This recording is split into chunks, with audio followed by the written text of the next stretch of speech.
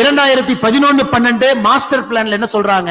148 கோடி ரூபாய் ஐயப்பனுக்கு நாங்க செலவு பண்ணிருக்கோம்.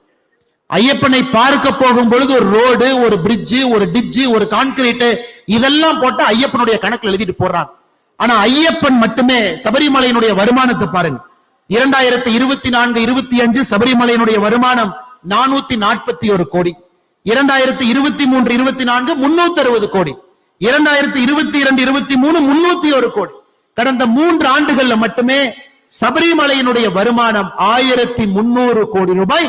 சபரிமலையினுடைய வருமானம் 100 கோடி ரூபாய்க்கு ரோட்டை போட்டுட்டு கோயில் உண்டியல் இருக்கக்கூடிய பணத்தை எப்படி தமிழகத்துல திராவிட முன்னேற்ற கழகத்தினுடைய அரசு திருடுறாங்களோ அதே வேலையை செய்வதற்காக விஜயன் அவங்க இறந்திருக்கிறாங்க. அது ஒண்ணு இருக்குல்ல, 1000 கோடி ரூபாய் நாங்க ஐயப்பனுக்கு செலவு செய்வோம். நீங்க நல்லா யோசிச்சு பாருங்க.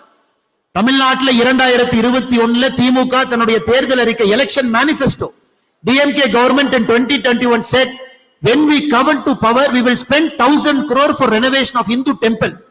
Till now, they haven't even spent 100 crore after 4 years in power. அங்க 1000 கோடி, இங்கே அதே 1000 கோடியை விஜயன் சொல்றார். அங்க குளோபல் முருகா கான்ஃபரன்ஸ், இங்க குளோபல் ஐயப்பா கான்ஃபரன்ஸ்.